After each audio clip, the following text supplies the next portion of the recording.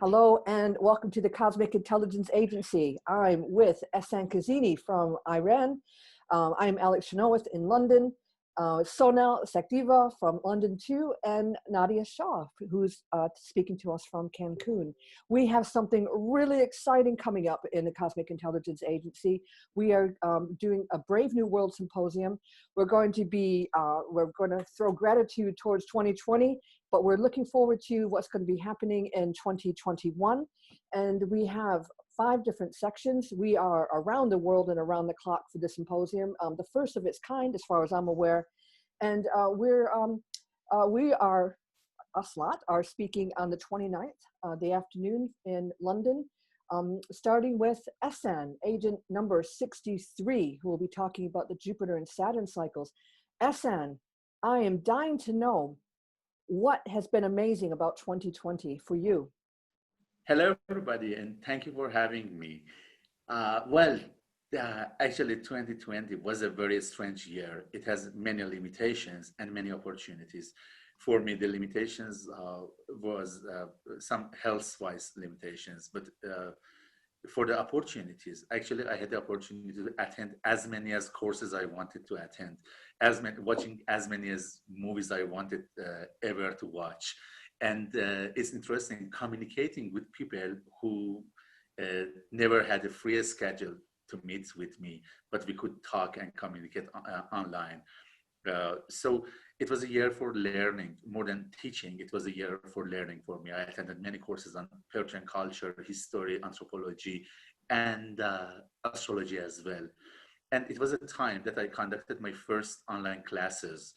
So the very first course on Persian astrology, or I call it Neo-Persian astrology, started in Iran in the days of Nowruz, which is the vernal equinox, 21st of March.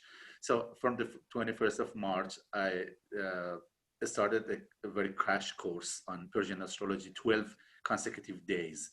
And it was the time that we could, I rectified 3 major books, major elementary books of Persian astrology, and I started to teach them, and we read every verse word by word with the students. So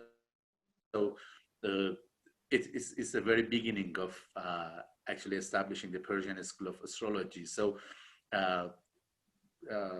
we provided a curriculum of 200 hours of Persian astrology materials, and so far I taught 60 hours of it.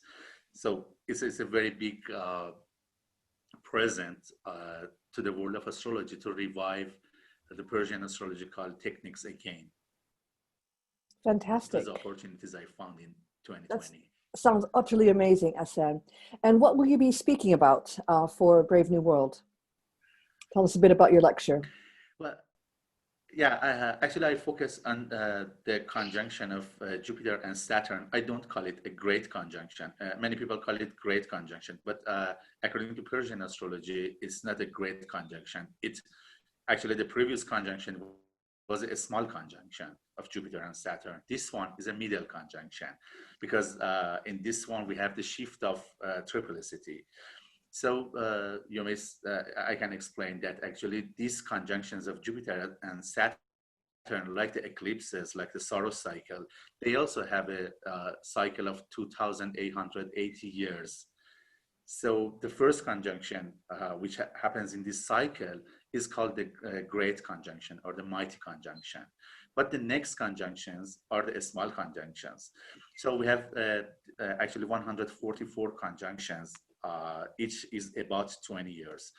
And these are all small conjunctions. But the very beginning of the triplicities are the middle conjunctions. And some, I will explain later that some are great conjunctions. So, some astrologers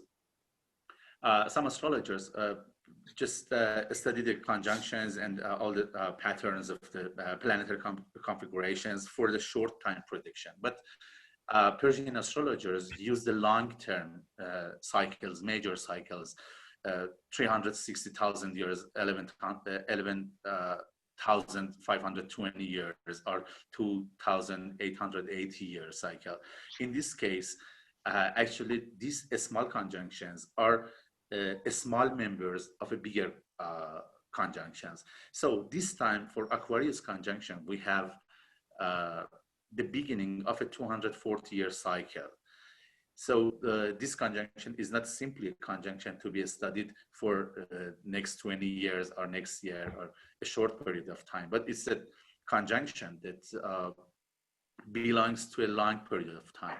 So in a Brave New World, I will explain how the previous conjunction of the previous triplicity affected the whole other conjunctions, and I studied several conjunctions together to show how they are interconnected. Fantastic, Agent 63. We really look forward to hearing that. 29th of November at 2 p.m. GMT. I'm going to be speaking at 3 o'clock, just after Ehsan, same date, 29th. I'll be talking about the Saturn-Uranus square, which will be happening 3 times over the course of 2021. Like everybody else, 2020 has been a bit of a mixed bag. I want to be optimistic and grateful for what 2020 has given to me. I've been very, very busy with clients, very busy starting my own astrology school. I've been doing a lot of writing. So I feel it's been productive. I didn't improve my French like I thought I would, but it's been busy nonetheless. And I've been doing a lot of reading, a lot of studying. So I feel grateful to have this pause in 2020, but I'm really looking forward to the world opening up again and seeing my friends in person and things like that, like everybody else is. And I'm grateful that for my health, I'm grateful for the health of my family. So my lecture, going back to my lecture, is Rebels with a Cause. So I'm looking at people who have revolutionized the world, people like Greta Thunberg, people just that have gone out there and really put themselves out there and gotten a lot of flack for what they believe in, but have actually made people think and have been mavericks and have used their power in good ways to bring about change to the world. So I'm Agent 144, Alex Trenooweth. I'll be speaking at 3 p.m. on the 29th of November, Rebels with a Cause. And next we have Sonal Sakdeva, also from London.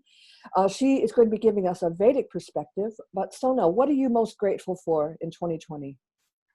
I think I've managed to get a lot of time on my hands in terms of, before it was always going out and it was busy and and then I realized that actually with all this time, I was enrolled into full-time mantra shastra courses with my guru, my Vedanga Jyotish guru. And so that enabled, and we had classes right from March, and we are still having classes.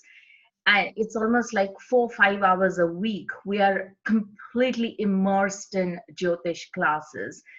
Whether it's to do with mantras or sound or astronomical perspective, it's absolutely been full on. So what back in March, when the whole of the UK went into lockdown, I was thinking, oh my God, this is going to be so great. I'm going to have all the time in the world. But actually, I have found it to be exactly the opposite. Things went completely bonkers. In terms of just, it's just overtaken my life. But in a way, it's quite good, because I wouldn't have this kind of time ever if it wasn't for the lockdown. And so for that, I'm extremely grateful, because it's kind of speeded up all the learning. It's just kind of gone on a overdrive. So that has been very positive. The other thing is that Watkins opened up where I work, and it opened up sometime around in July. And since then, oh my God, it's been like, the practice has gone absolutely crazy. So, and I have been able to do much more justice in a way to each client. Before it was kind of,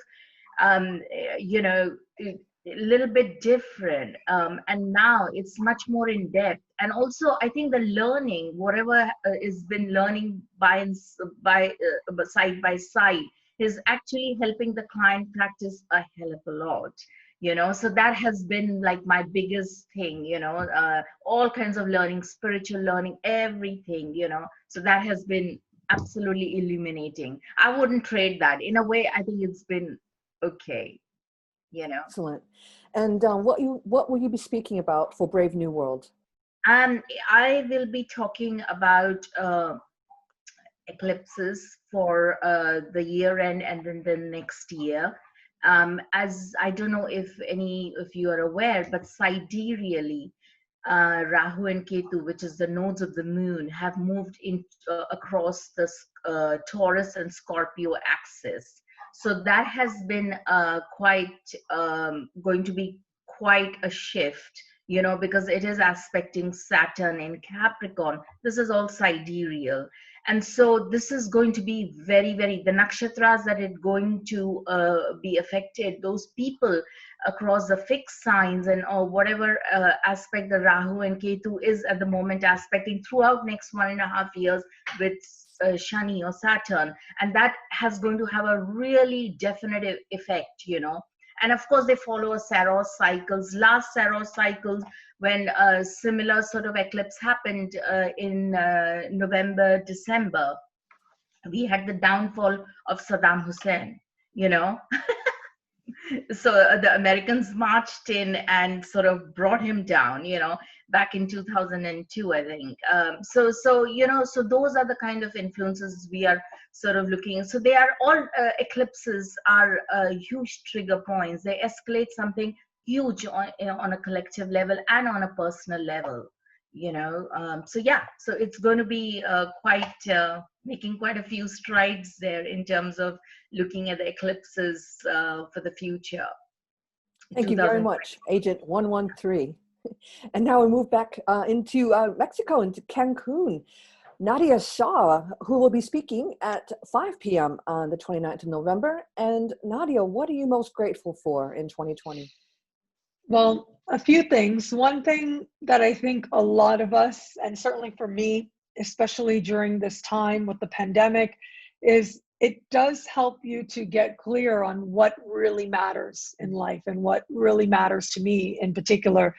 And, when the pandemic first happened and as we've gone along during these months, I've thought a lot about how much the welfare of the people that I love, like how much that actually matters and what love is and how do I show that and how do I express that. And it has been incredibly illuminating to understand myself. It's like this forced stillness in a way. Like, even if it is that, like, for example, for me, I feel incredibly fortunate that in many ways where it came to my work, not a lot really changed. I mean, I've been teaching classes online for many years and that continued. I've made videos either for sale or on my YouTube channel, that continued. I've been writing books so in many ways, so much of what I've been doing, it just kind of continued. And I feel so very fortunate for that. But at the same time, it has been this forced isolation. And I think that we look at the spiritual traditions of many, many cultures and many, many traditions and in many historical periods, and they talk about the spirituality of going off on your own, like the truth that you find in that space of isolation. And so it's been illuminating for me to understand within myself, like what really matters, how much I love and I'm dedicated to my parents, for example, how much my dog heals my heart, expands my heart, like these things. And also to really understand what doesn't, to see how different people have had to address isolation and what it has brought up in them to heal, who's taken that on for their healing, who's been avoiding their healing, all of that. I think it's all been coming to the surface and it's been very powerful, like an accelerated spiritual lesson. And ultimately, I think that spiritual lessons are good. So for all of that, I think ultimately it certainly has been a blessing in so many ways. Fantastic. And Nadia, what will you be talking about for Brave New World? I'm going to be talking about Pluto in Aquarius. Pluto in Aquarius, right? So many of us, of modern Western astrologers, we love the outer planets, right? And I know like my friends who do traditional astrology, they don't always get on that same ship or that same boat. And yet I, for one, am very fascinated by the outer planets. And especially with Pluto moving into Aquarius, I think that the world that we will inhabit at the end of this decade will be dramatically different than the world that we have at the beginning of this decade, where we are right now. And I think there are so many interesting turning points coming up. In particular, I'm thinking about how we get to 2024, 2025. This is Pluto starting to move in and out of Aquarius. Aquarius is such a hyper-rational sign, and it is one of detachment, of emotional detachment, if you will. And simultaneously, we're going to have Neptune at anorectic degrees of Pisces. We're going to have Neptune sort of in the height of its very illusionary energy. And then we're also going to have Pluto moving anorectic degrees of Capricorn as well, which is an earth energy. It's one that's very concerned with power, with structure, with status. But Aquarius just blows all that wide open. It says none of that matters. What matters is, what do you think, right? Where are we headed? What matters is being detached. Whereas Neptune and Pisces is completely immersive, it is Pluto and Aquarius that takes a major step back and decides what matters and what doesn't.